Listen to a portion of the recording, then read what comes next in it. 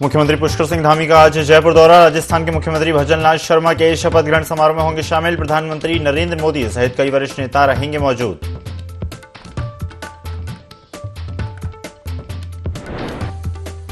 उत्तराखंड में दायित्वधारियों की दूसरी लिस्ट जारी। 11 लोगों को सरकार में दिया गया मंत्री पद का दर्जा। सभी वरिष्ठ नेताओं को समिति में बनाया गया उपाध्यक्ष।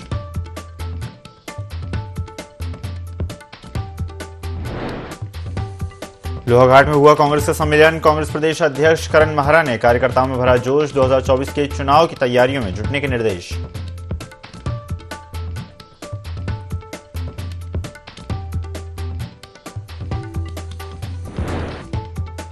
लक्सर में नकाबपोश बदमाशों ने की फायरिंग। पथराव कर लहराए धारदार हथियार। मौके पर भारी पुलिस बल तैनात।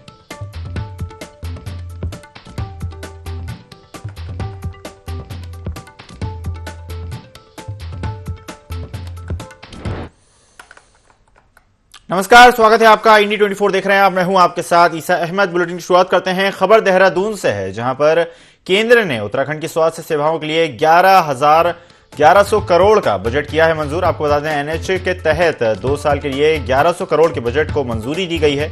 उत्तराखंड के स्वास्थ्य सेवाओं को सुधारने के लिए मिला है बजट। नए अस्पतालों के निर्माण में मिलेगी मदद। तो केंद्र सरकार और राज्य सरकार यानी कि डबल इंजन की सरकार मिलकर लगातार स्वास्थ्य व्यवस्थाओं को सुधारने के लिए और स्वास्थ्य सुविधाओं को बेहतर करने की दिशा में लगातार कार्य करती नजर आ रही है। और इसी क्रम में अब 1100 करोड़ का बजट भी मंजूर किया जा चुका है। एनएचएम के तहत 2 साल के लिए 1100 करोड़ के बजट को मंजूरी मिली है। इस बजट से स्वास्थ्य सुविधाएं सुधारी जाएंगी, बढ़ाई जाएंगी, अस्पतालों का निर्माण किया जाएगा। साथ ही जो हाईटेक टेक्नोलॉजीज हैं उनको भी शहर शहर गांव-गांव तक पहुंचाया जाएगा, जिससे मरीजों को ज्यादा से ज्यादा सुविधाएं मुहैया करवाई जा सकें।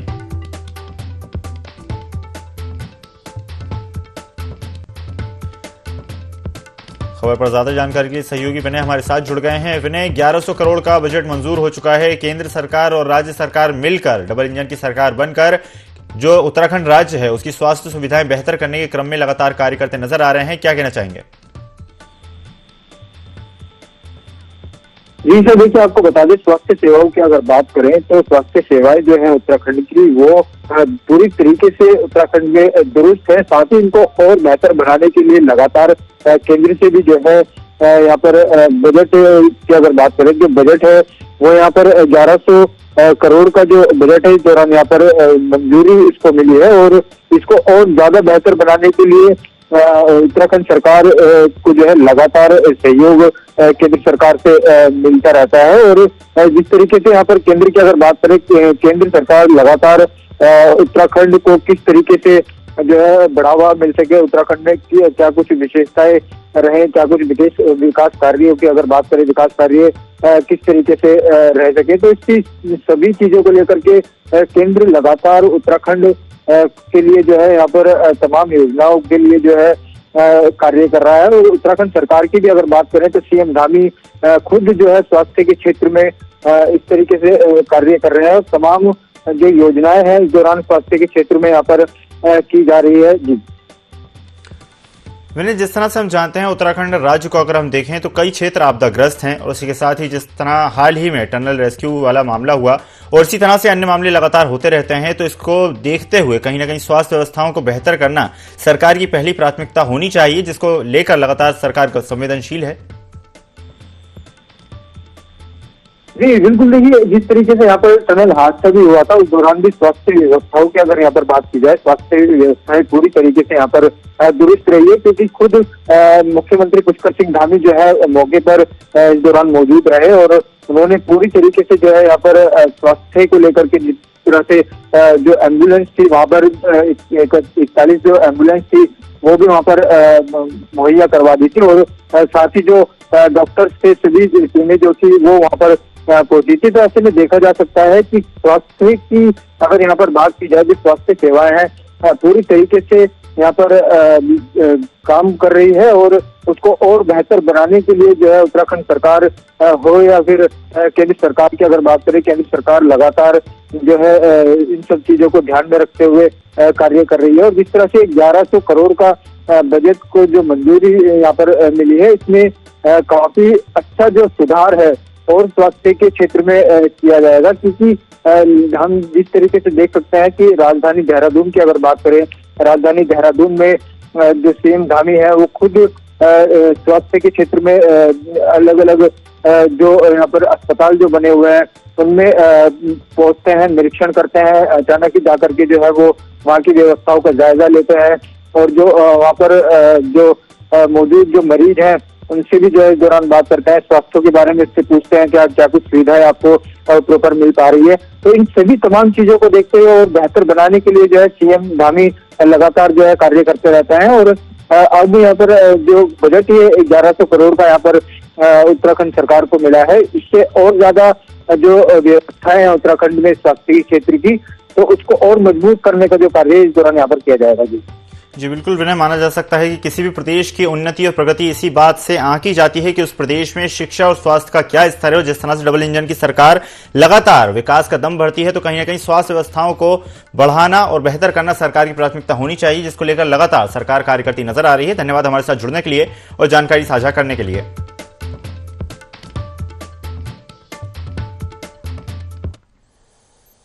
रुख करते हैं देहरादून से आ रही अगली बड़ी खबर का, जहां पर सीएम धामी ने कार्यकर्ताओं को दायित्व बांटे हैं। आपको बता दें, दूसरी सूची में 11 वरिष्ठ नेताओं को सौंपी गई है जिम्मेदारी। डॉक्टर देवेंद्र भसीन को उत्तराखंड राज्य उच्च शिक्षा उन्नयन समिति में बनाया गया है उपाध्यक्ष। इसी के साथ विश्वास डाबर को अवस्थापना अनुश्रवण परिषद में उपाध्यक्ष की मिली है जिम्मेदारी। इसी के साथ विनय रोहिला को उत्तराखंड राज्य आपदा प्रबंधन सलाहकार समिति का बनाया गया है उपाध्यक्ष। इसी के साथ गणेश भंडारी को दी गई है राज्य स्तरीय लघु सिंचाई सलाहकार समिति में उपाध्यक्ष की जिम्मेदारी। दीपक मेहरा को उत्तराखंड वन एवं पर्यावरण सलाहकार समिति में बनाया गया है उपाध्यक्ष। तो धामी ने जिम्मेदारियों का बंटवारा कर दिया है। आगामी चुनाव को मद्देनजर रखते हुए जिम्मेदारियों को बांटा गया है। आपको बता दें, दूसरी सूची में 11 वरिष्ठ नेताओं को जिम्मेदारियां सौंपी गई हैं। डॉक्टर देवेंद्र भसीन को उत्तराखंड राज्य उच्च शिक्षा उन्नयन समिति में बनाया गया है उपाध्यक्ष। इसके साथ विश्वास डाबर को अवस्थापना अनुश्रवण परिषद में उपाध्यक्ष की मिली है जिम्मेदारी। इसी के साथ विनय रोहिला को उत्तराखंड राज्य आपदा प्रबंधन सलाहकार समिति का बनाया गया है उपाध्यक्ष। खबर पर ज्यादा जानकारी के लिए ब्यूरो चीफ आकाश गौड़ हमारे साथ जुड़ गए हैं। आकाश, सीएम धामी ने जिम्मेदारियों का बंटवारा किया है, वरिष्ठ नेताओं को अलग अलग जिम्मेदारियां दी गई हैं। जिस तरह से जानकारी प्राप्त हो रही है, इसमें देवेंद्र भसीन का नाम है और साथ ही साथ अन्य लोगों का भी नाम शामिल है। बिल्कुल, देखिए कह सकते हैं कि जिस तरीके से सरकार गठन के बाद से ही लगातार ये कोशिश चल रही थी कि आखिरकार जो वरिष्ठ नेता हैं उनको पार्टी किस तरीके से एडजस्ट सरकार में करेगी। और हाल ही में हमने देखा था कि सरकार के 1 साल के बाद अगर हम कहें तो एक सूची जारी की गई थी जिसमें कई वरिष्ठ नेताओं को जिम्मेदारी सौंपी गई थी। और हाल ही में कह सकते हैं कि कल देर रात एक और सूची सरकार मुख्यमंत्री की तरफ से जारी की गई थी, जिसमें 11 वरिष्ठ जो सीनियर नेता हैं उनको एक तरीके से सरकार में दायित्व से जो है नवाजा गया है, यानी कि राज्य मंत्री के तौर पर इनको जिम्मेदारी दी गई है। जिसमें डॉक्टर देवेंद्र भसीन को राज्य उच्च शिक्षा उन्नयन समिति का जो उपाध्यक्ष है वो बनाया गया है। साथ ही साथ विश्वास डाबर की अगर हम बात करें तो उन्हें अवस्थापना अनुसरण परिषद में उपाध्यक्ष की जिम्मेदारी दी गई है। साथ ही साथ विनय रोहिला की अगर हम बात करें तो उन्हें आपदा प्रबंधन सलाहकार समिति में उपाध्यक्ष बनाया गया है। और उसके अलावा अगर हम बात करें तो विनोद उनियाल को राज्य स्तरीय महिला उद्यमिता परिषद का उपाध्यक्ष बनाया गया है। तो इसी तरीके से तकरीबन 11 ऐसे वरिष्ठ नेता हैं जिनको एक तरीके से दायित्व से नवाजा गया है और राज्य मंत्री का दर्जा जो है वो सरकार की तरफ से उन्हें दिया गया है। जी बिल्कुल, जिस तरह से माना जा सकता है कि कार्यकर्ताओं को और बड़े नेताओं को संतुष्ट करना सरकार की प्राथमिकता होती है, सीएम के लिए जरूरी है, क्योंकि आगामी दिनों में जिस तरह से हम जानते हैं न सिर्फ उत्तराखंड में बल्कि पूरे देश में ही आगामी लोकसभा चुनाव की तैयारियां शुरू हो गई हैं। और चूंकि उत्तराखंड में भारतीय जनता पार्टी की सरकार है, तो एक अहम जिम्मेदारी यहां पर उत्तराखंड की बनती है कि आगामी लोकसभा चुनाव में बेहतर से बेहतर प्रदर्शन हो। देखिए बिल्कुल, जिस तरीके से लोकसभा का चुनाव भी नजदीक है और हाल ही में अगर हम बात करें तो उत्तराखंड में नगर निकाय के चुनाव भी अगले साल होने हैं, तो निश्चित तौर पर सरकार की कोशिश रहती है कि जिन वरिष्ठ कार्यकर्ताओं की बदौलत पार्टी आज इतने बड़े मुकाम पर पहुंची है, उत्तराखंड में दोबारा से सरकार बनाने में कामयाब हुई है। पांचों की पांचों लोकसभा सीटें जो है 2 बार जीती है और अब तीसरी बार हैट्रिक लगाने की कोशिश की जाएगी कि तीसरी बार भी पांचों की पांचों लोकसभा सीटें जीती जाए। तो निश्चित तौर पर कहने का कार्यकर्ताओं का मनोबल भी बढ़ता है। जब वरिष्ठ नेताओं को इस तरह की जिम्मेदारी दी जाती है तो सही बात है कि जो निचले स्तर का कार्यकर्ता है वो भी एक तरीके से बूस्टअप होता है और उसकी भी कोशिश होती है कि अगर वो भी पार्टी के संगठन के लिए काम करता रहेगा, पार्टी के लिए काम करेगा तो सही बात है कि आने वाले समय में सरकार की तरफ से उनको भी एक तरीके से मजबूती मिलेगी, दायित्व मिलेगा या फिर किसी न किसी पद पर रहते हुए जो है इनका सम्मान किया जाएगा। तो निश्चित तौर पर कहीं ना कहीं ये 11 काफी वरिष्ठ नेता भी हैं, बड़े बड़े पदों पर जो है संगठन में रह चुके हैं, चाहे मीडिया प्रभारी के पद की बात हो, उपाध्यक्ष के पद की बात हो, महामंत्री की बात हो, तो ये तमाम ऐसे वरिष्ठ पदों पर ये सभी लोग रहे हैं और ऐसे में कोशिश यही है कि इन वरिष्ठों को सम्मान एक तरह से पार्टी की तरफ से किया गया है और उसी के तहत इन्हें सरकार में दायित्व दिया गया है और साथ ही साथ राज्य मंत्री का दर्जा दिया गया है। जी धन्यवाद आकाश, हमारे साथ जुड़ने के लिए और जानकारी साझा करने के लिए।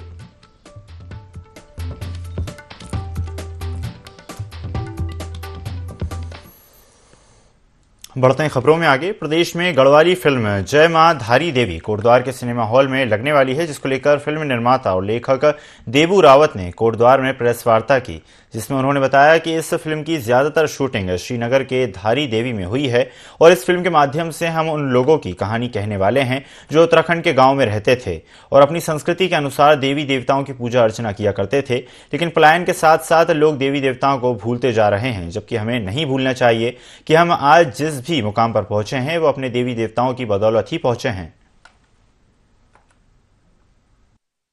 देवी के टेम्पल में ही, मंदिर में ही हमने एक हफ्ता शूटिंग की, फिर उसी गांव में जहां धारी देवी स्थित है कल्यासौर में। मैसेज ये है इस फिल्म में कि जो हम उत्तराखंडी हैं, देवभूमि में रहते हैं और हमारे पहाड़ों में जब हम गांव में रहते थे तो देवी देवताओं का जो है आह्वान किया जाता था, पूजन होता था साल में 6 महीने में। तो हम वहाँ से प्लान कर गए हैं शहरों की तरफ, कोटद्वार में चले गए, देहरादून चले गए, ऋषिकेश चले गए और करीब करीब जो है अपने देवी देवताओं को भूल गए हैं। इनको हमको भूलना नहीं चाहिए, बिसरना ही नहीं चाहिए, क्योंकि इन्हीं की कहीं ना कहीं इनसे हमारा जुड़ाव है।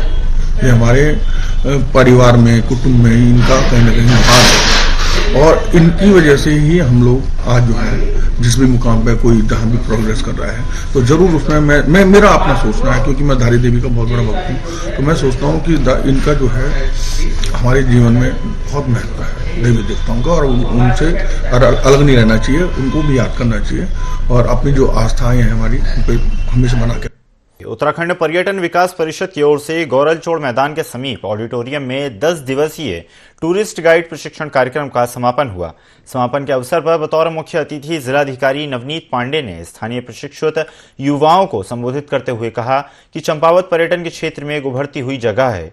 स्थानीय युवाओं ने इस कार्यक्रम के माध्यम से जो कुछ भी सीखा है उसे भविष्य में प्रभावी रूप से उपयोग में लाया जा सकता है। चंपावत उन स्थानों में से एक है जो पर्यटकों को आध्यात्मिक पर्यटन, साहसिक पर्यटन, स्थानीय टेल्स और पैदल यात्रा जैसी कई विकल्प प्रदान कर सकता है। उन्होंने कहा कि प्रशिक्षुओं को अब अपने ज्ञान को आगे बढ़ाना चाहिए और इस स्वर्ग समान भूमि में पर्यटकों को स्वागत करके उनका आनंद बढ़ाना चाहिए। आज जनपद चंपावत में पर्यटन के क्षेत्र में अनेक विकास कार्य हो रहे हैं। मानस मंदिर माला, गोजियू कॉरिडोर, जिम कार्बेट ट्रेल निर्माण सहित क्षेत्र में अनेक कार्य गतिमान है। इस दौरान जिलाधिकारी ने सफल प्रशिक्षुओं को प्रमाण पत्र वितरित किए, साथ ही प्रतिभाओं के साथ व्यक्तिगत रूप से बातचीत की। चंपावत में ये प्रोग्राम पहली बार किया गया, डेस्टिनेशन गाइड ट्रेनिंग प्रोग्राम, और इसके तहत यहाँ के जो स्थानीय प्रतिभागी थे उन्होंने बहुत सारी चीज़ें इस वर्कशॉप में सीखी, जैसे कि हम लोगों ने कुमाऊं क्षेत्र की, चंपावत क्षेत्र की जो अमूर्त विरासत है, इंटैंजिबल हेरिटेज, यहाँ की कहानियाँ, उसके बारे में जाना, ज्योग्राफी, जियोलॉजी, इतिहास, भूगोल और भूगोल के बारे में जाना, इतिहास के बारे में जाना। साथ ही साथ उन्होंने बर्ड वॉचिंग भी सीखी कि ऐप के माध्यम से आप कैसे इस क्षेत्र के जो बर्ड्स हैं वो डॉक्यूमेंट कर सकते हैं। एक एक्सरसाइज हमने सीखी ट्रेल मैपिंग, जहाँ पे हम अगले आने वाले दिनों में टूरिस्ट को प्रॉपर मैप्स बना के कैसे ट्रेल्स को पब्लिसाइज कर सकते हैं। चंपावत में प्रथम अवसर है कि जब इस प्रकार का डेस्टिनेशन टूरिस्ट का जो एक ट्रेनिंग प्रोग्राम आयोजित किया गया है और लगभग 14 लोगों ने मुझे बताया गया इसमें प्रतिभाग किया गया है। सभी लोग आज सक्सेसफुली अपने कोर्स को पास भी किया गया है। आपको यूनिटी की तरफ से रिकग्निशन भी मिलेगी और जो इंटैक्ट संस्था है उनसे साथ आपको जुड़ने का मौका भी मिल रहा है। तो ये एक अत्यंत अच्छा हर्ष का विषय है और मुझे लगता है कि इस प्रकार की ट्रेनिंग्स आने वाले समय में भी यहाँ बहुत उपयोगी होगी।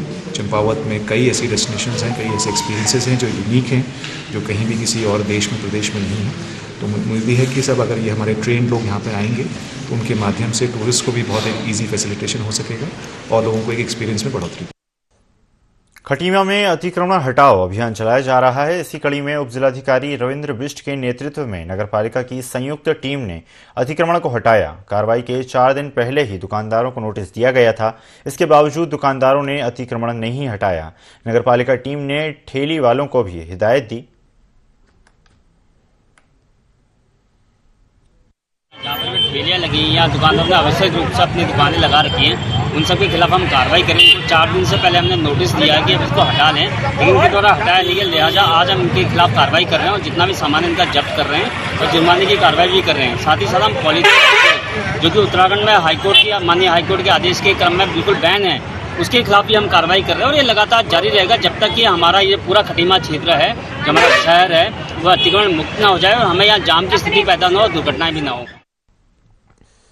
किच्छा में प्रशासन ने अतिक्रमण मुक्त कराई जमीन पर वेंडिंग जोन बनाने की कवायद शुरू कर दी है, जिसका स्थानीय व्यापारी विरोध कर रहे हैं। व्यापारियों का कहना है कि प्रशासन ने पहले भी भेदभावपूर्ण रवैया अपनाया, जिससे सैकड़ों लोग बेरोजगार हो गए।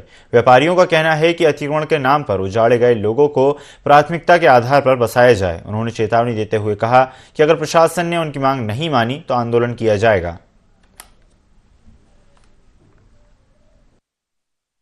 चलो हम उजड़ गए, कोई दिक्कत नहीं है, लेकिन कम से कम रेहड़ी ठेले का जो है प्रावधान सबसे पहले हमें दिया जाए, सबसे पहले हम लोगों को दिया जाए, जिससे कि हम लोग अपना भरण पोषण सब लोग कर सकें। लेकिन ना उसके लिए भी कह रहा है कि रजिस्ट्रेशन किया जाए। और दूसरी बात रही बंडिया और किच्छा, बोले वो भेदभाव नहीं है, ये भेदभाव नहीं है। किच्छा में आपने सब निशान लगा के छोड़ दिया गया और हमारा निशान लगाने के बावजूद भी आपने हम लोगों की दुकानें तोड़ दी। इस तरीके ये भेदभाव नहीं है, क्या है? देखिए, यातायात को लेकर विगत समय में भी बहुत सी दिक्कतें हो रही थी। पुलिस प्रशासन के द्वारा और नगर पालिका के द्वारा जो रेहड़ी ठेली की व्यवस्था थी, जिससे यातायात में व्यवधान उत्पन्न हो रहा था, उसके लिए वेंडिंग जोन निर्धारित किया जा रहा है। एक सामूहिक व्यवस्था में एक ऐसी जगह चिन्हित की जा रही है जहां पे सभी वेंडिंग जोन में रेहड़ी ठेली लग सके और यातायात में व्यवधान ना हो। उसके लिए नगर पालिका और पुलिस के द्वारा अभी कोतवाल साहब के साथ में हम लोगों ने स्थान चिन्हित किया। रुड़की में कुछ दिनों पहले एक शाकिब नाम के युवक की हत्या हो गई थी, जिसका पुलिस ने खुलासा कर दिया है। पुलिस ने बताया कि शाकिब के 2 साथी थे जिन्होंने मिलकर कई अपराधों को अंजाम दिया था, लेकिन इस बीच शाकिब के साथियों ने बैंक लूट की घटना को अंजाम देने की बात कही, जिस पर शाकिब ने मना कर दिया तो शाकिब के साथियों ने शाकिब को मौत के घाट उतार दिया। फिलहाल पुलिस ने आरोपियों को गिरफ्तार कर लिया है और कार्रवाई में जुट गई है। शाकिब की एक गुमशुदगी दर्ज की गई थी, जिस पर कुछ लोगों पर शक था। उसी बेस पे पुलिस के द्वारा लगातार प्रयास किए जा रहे थे। जब उसकी डेड बॉडी प्राप्त हुई, उसके बाद जो संदिग्ध लोग थे उनसे जब सख्ती से पूछताछ की गई तो 2 इसमें जो हमारे मुख्य अभियुक्त थे उनकी इसमें अरेस्टिंग की गई है। और इसमें जो दोनों अभियुक्तों के द्वारा इस घटना को कारित करना बताया गया था। साथ में इससे पूर्व में 26/11 को एक घटना और हुई थी, जिसमें नेत्रपाल नाम के एक व्यक्ति की हत्या हुई थी मंदसौर थाना क्षेत्र में। उस घटना को स्वीकार किया गया है, तो दोनों घटनाओं का खुलासा आज किया गया है। एसएसपी देहरादून ने लैपटॉप से पुलिस ड्रोन सर्विसेज का शुभारंभ किया। इस ड्रोन से यातायात व्यवस्था में प्रभावी सुधार हो सकेगा। बता दें कि वरिष्ठ पुलिस अधीक्षक देहरादून ने मुंबई की idea forge technology limited company से अनुबंध किया है। अनुबंध के तहत कंपनी नगर क्षेत्र के सभी मुख्य मार्गों में हाईटेक ड्रोन की सहायता से लगातार निगरानी करेगी और उस जगह पर यातायात नियमों का उल्लंघन, नो पार्किंग, अस्थायी अतिक्रमण पर नजर रखते हुए प्रभावी कार्रवाई की जाएगी। यातायात व्यवस्था और शहर में निकलने वाले जुलूस, धरने, प्रदर्शन, अस्थायी अतिक्रमण, सबको एक टोटल रूप में व्यवस्थित कैसे किया जाए, कैसे उसकी ज़्यादा से ज़्यादा मॉनिटरिंग की जाए, इस पर लगातार ट्रैफिक पुलिस इस पर वर्क कर रही थी। और एक पायलट प्रोजेक्ट के रूप में इसमें पहले हमने ट्रायल के तौर पर जो ड्रोन के माध्यम से इसकी मॉनिटरिंग करने का सिस्टम सोचा गया था, जो मुख्यालय स्तर से भी निर्देश थे इसमें। और इसके बाद लगातार जब इन चीज़ों को ट्रायल किया गया और उसमें कुछ कमियां थी, उसको अपने पुलिस के हिसाब से हमने उसको R&D करा के उसको चेंजेस कराए। और आज का विधिवत जो है टाटा ये आइडिया फोर्ज कंपनी है, मुंबई की idea forge technology limited company है मुंबई की, इनके साथ आज विधिवत जो हमने कॉन्ट्रैक्ट साइन कर दिया है, जो अभी 6 महीने के लिए किया गया है। और जो परफॉर्मेंस लेवल रहेगा, जिस हिसाब से चीज़ें हमारे पास आएंगी, उसके डेटा के हिसाब से उसको आगे भी बढ़ाया। आगामी लोकसभा और निकाय चुनाव से पहले प्रशासन ने निष्पक्ष और 100% मतदान का लक्ष्य निर्धारित किया है, जिसे पूरा करने के लिए अधिकारियों ने जन जागरूकता कार्यक्रम की शुरुआत की और नए वोटरों को मतदान जागरूकता शपथ दिलाकर मतदान के लिए जागरूक किया। इसी कड़ी में हरिद्वार के एसडीएम अजयवीर सिंह ने कॉलेज में पढ़ने वाले छात्र छात्राओं को मतदाता जागरूकता की शपथ दिलाई। एसडीएम अजयवीर सिंह ने बताया कि सभी वोटरों को चुनाव प्रक्रिया में भाग लेना चाहिए। खासकर जो नए वोटर हैं उन्हें समय रहते अपना नाम मतदाता सूची में दर्ज करवाना चाहिए। मतदाता शपथ हमारे द्वारा कई बच्चों को और शिक्षकगणों को दिलाई गई, जिसके अंदर ये था कि बहुत ही निष्पक्ष तरीके से बच्चे मतदान करेंगे और ब्रीफली बच्चों को बताया गया कि इलेक्शन का प्रोसेस कितना इंपॉर्टेंट है। जिन बच्चों के पहली बार वोटर कार्ड बने हैं वो लोग पक्का इसको पार्टिसिपेट करें इलेक्शन के अंदर, और जिनका अगले साल 18 ईयर्स हो जाएंगे वो लोग भी अपना इसको लेके अवेयर रहें और अपना बच्चे भी डायरेक्टली जो पोर्टल्स हमारे एनबीएफसी वगैरह उसके थ्रू भी अप्लाई कर सकते हैं। जो लोग शिफ्ट हैं या फिर इनकी डेथ हो चुकी है उनके नाम कट जाए, इसके बारे में जानकारी बीएलओ के माध्यम से सबको हो जाए कि भाई किसी का नाम छूटे ना। हरिद्वार में रिहायशी इलाकों में जंगली जानवरों के आने से रोकने के लिए अब वन विभाग मधुमक्खियों का सहारा लेगा। इसका मास्टर प्लान भी तैयार किया जा चुका है, जिसके तहत विभाग मधुमक्खियों के छत्ते और मधुमक्खियों की वॉइस की डमी स्पीकर्स वन प्रभाग की बाउंड्री पर लगाएगा, जिससे शहरी इलाकों में हाथियों का आना बिल्कुल बंद हो जाएगा। इसमें हम पायलट बेसिस पे एक प्रोजेक्ट लॉन्च कर रहे हैं बिहाइव फेंसिंग को लेके, जिसमें हम क्या करेंगे कि कुछ तो हम मधुमक्खी के ओरिजिनल छत्ते लगाएंगे और कुछ हमारे जो छत्ते होंगे वो डम्मी होंगे, जिससे कि मधुमक्खियों की आवाज़ आए, जिससे कि हाथी जो है, ऐसा एक स्टडीज़ भी बोलती है और अफ्रीका में एक सक्सेसफुल स्टडीज़ भी रही है कि इससे इसका सहारा लेने से जो हाथी जो है रिहायशी इलाकों में एंटर नहीं करता है। तो ये हमारा अभी पायलट बेसिस पे इसे लॉन्च कर रहे हैं और आगे इसे विस्तृत योजना करी जाएगी। इसमें क्या होता है, बजिंग साउंड जो होती है ना, उससे हाथी इरिटेट होता है और वो उस इलाके में आना बंद कर देता है जिस इलाके में उसका मूवमेंट रहता है। तो इसलिए हम इसमें बिहाइव फेंसिंग का कंसेप्ट लेके आए हैं और रिहायशी इलाकों में हम कोशिश करेंगे कि डमी बॉक्स लगाएं, जिससे कि वहां पे कोई प्रॉब्लम उत्पन्न ना हो। जनपद उत्तरकाशी के रवाई घाटी में मंगसीर बग्वाल पर्व के दिन राजा रघुनाथ मंदिर प्रांगण में देश की सबसे लंबी मशाल साठी और पानसाई थोक के सानिध्य में जलाई गई। रवाई घाटी में ये देवलांग की परंपरा सदियों पुरानी है।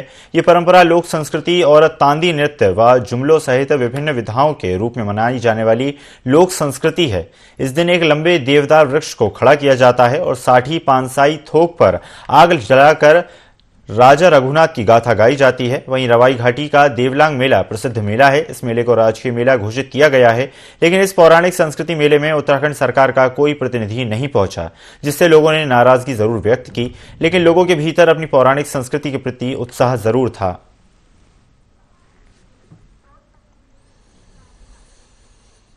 इस बुलेटिन में फिलहाल इतना ही। खबरों का सिलसिला लगातार जारी है। बने रहिए IND 24 के साथ। नमस्कार।